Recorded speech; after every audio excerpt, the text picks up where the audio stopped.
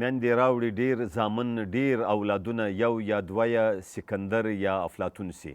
نن د مقدوني سکندر چې خپل نوم یې الکسندر و په باب خبرې کوو چې ولې لرغوني باختر آریانا ګندارا یا د پښتنو افغانانو اوسنۍ خاورې افغانستان ته ولاړ او هلته یې له پښتنې مېرمنې روښانې سره واده وکړ.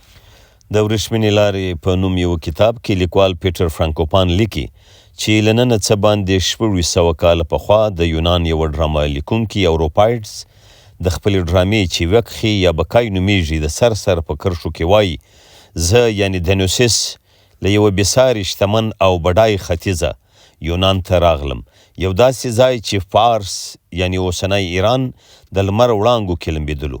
هغه سیمه ټول پیتیاوی وو. هلته د باختر یعنی اوسنی افغانستان تر ښارګوټو دیوالونه راجاروتي ول.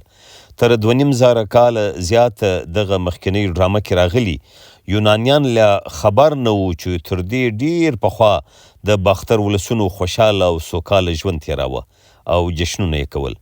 کله چې 2500 کاله پخوا یعنی تر میلاد 314 کاله وړاندې مقدوني سکندر د خپل پلار پاچا فیلیپ تر وژلو وروسته تخت سنبال کړ، نو دې ځوان جنرال ته د خپل برم او لویي لپاره بیله دی چې ختیځ یعنی اوسنی ایران افغانستان ته وګوري بله هیڅ لاره نه وه. هغه د یوې شیبې لپاره هم د اروپا پر لور ونه کتل، ځکه چې پر دې پلو هغه ته هیڅ نه ترلاسه کېدل. دې غاړې ته نه ښارونه ول، نه کلتور وو، نه برم او عظمت او نه مال د غنیمت وو. د پښتنو افغانانو لرغوني باختر او ګندارا ته د سکندر په مشرۍ د یونانیانو د راتګ په اړه تاریخ پوه او ژبپوه نورالله اتل وایي هو یونانیان چې دلته راغلل هغه خو بیا وروسته د دې ځای له بومي خلکو سره له پښتنو سره بیخي ګډوډ شول. نو د پښتنو ډي ان اې که وکتل شي په هغه کې د یونانیانو ډي ان اې چې ده هغه د هغه څرک نن هم موندل کېدلی شي.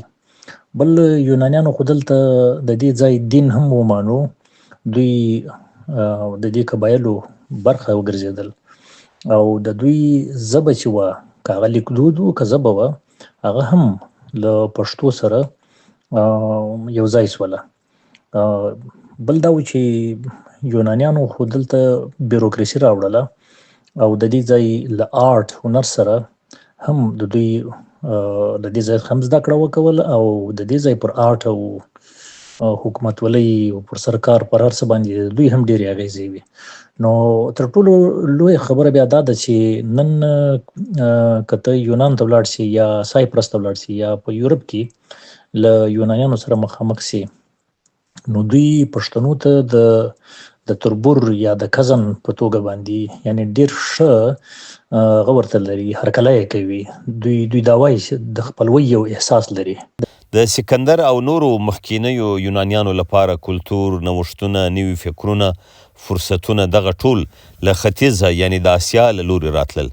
نو دا هیښوونکې نه وه چې د هغه سترګې به د فارس، باختر او ګندارا پر لور وي. د الکسندر د نامه ریښه الکسین په یوناني ژبه کې ژغورنې یا ساتنې ته وایي او انر معنا لکه د پښتو ژبې نر مرد ته وایي یا بشر او انسان. نو د الکسندر معنا مردپالی یا د بشریت ساتونکی. د هغه پښتنه میرمن روښانه نومېده، نو چې په یوناني ژبه د پښتو شین په اکس ادا کېږي نو دوی یې روکسانه بولي او د روښانې پلار هوښیار نومېده چې اوکسیارتس ورته ویل کېږي.